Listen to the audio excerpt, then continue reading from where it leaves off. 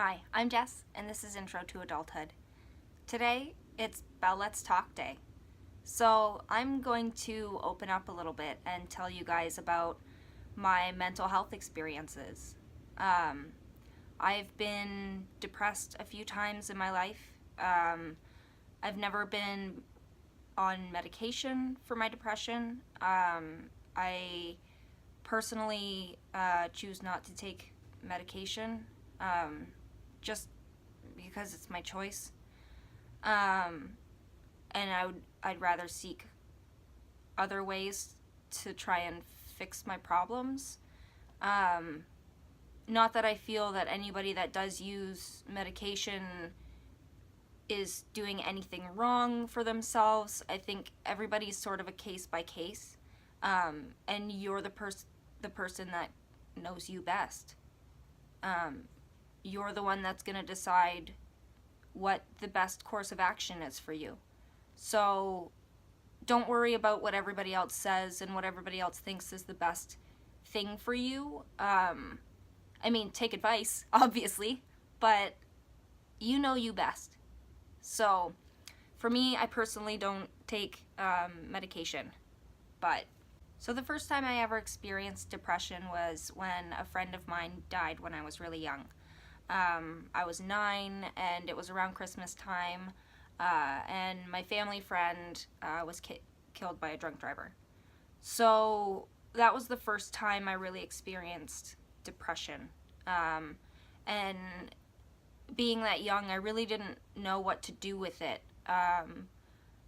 But, I managed to get through it at that young of an age, and I really didn't struggle nearly as hard with it again until 2015, so like 4 years ago now. At that point, I was depressed and I was suicidal, and I was, about to make an attempt. And when you're in that state, and if you've never been in that state, it's very hard to explain. From a scientific sort of level, your brain isn't sending off the happy signals anymore. Your serotonin levels are plummeted. So, being able to logically think your way out of the emotional turmoil, it's not really an easy thing to do if you don't have some sort of guided help. So for me, I was working in a job that was extremely hard on my body. I have fibromyalgia, which is a chronic pain and fatigue disorder. So I was working in a factory, which, why on earth did I think that was going to be a good fit for me? I don't know. The money sounded great. So don't try and just get a job because of the money, because it usually comes at a cost. So I was working at a factory, and I was switching between afternoons and midnights, and my sleep schedule for me is very important, and getting the right amount of sleep is very important for me, because my body doesn't cooperate with me, and I can be in quite a lot of pain if I don't take care of myself properly. So I wasn't taking care of myself properly, and I was so depressed, and nothing made me happy, and it was really hard. It felt like sharing things were off the table because people would think less of me. And if you've been to a therapist and you've tried to open up about feeling depressed or suicidal, it can also be quite scary, because for them, they're coming from a point of wanting to protect you from the person experiencing those feelings and not being able to express them without possibly being admitted. It becomes a very hard subject to talk about with anybody other than somebody that's experienced it before. So that's why I'm sort of choosing to talk about my experiences, because I know a lot of people experience mental health and they experience depression, and you you don't really feel comfortable talking to anybody. So I just want to be a little bit open, and maybe open a connection so you can see it's okay to talk about this stuff. So back in 2015, working a lot, way too much, and I wasn't eating, and it was just, it was not a good time. Everything was just piling up, and my bills were piling up, even though I was being paid more money than I had been before. And my hours were steady. I was working 40 hours a week, which, was more money entirely than I had been making before working part-time.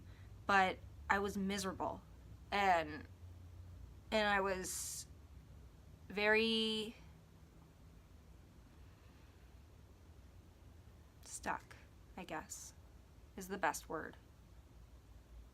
And for me, it ended up being, I didn't wake up and realize I was depressed, and I didn't realize I was suicidal until it was really scary. I was in the bathtub, and I had to think about, I hear about a lot of celebrities that die in the bathtub and they just fall asleep and they've overdosed and they've taken too many pills that didn't mix, and so what do I have to take? And that's really, really harsh to say, and I'm sure it's really harsh to hear for a lot of you. But it's my truth, and my honesty, and it's okay that I was there before, because I'm not there now, and because I was there before, I'm able to notice the red flags that tell me, hey, you're getting depressed. It's time to start taking care of yourself. It's time to start paying attention. And it's time to reach out. Because depression is curable. It's hard. And you change while you go through it. But you're okay on the other side. And you can be happy again on the other side. So on Bell Let's Talk Day, I decided to talk. And if you're feeling stuck, and if you're feeling suicidal and depressed, and like you're at the bottom of a tunnel and there's only a really, really small pinprick of light, I advise you to open up. Because opening up will open the gateways for you to be able to find you again. Because it's not always easy to remember who you were before depression came. Going to a therapist has been the best thing that I've ever done for myself. And I feel a lot of people have a lot of misconceptions about what therapy is. Because, I've had a couple therapists now.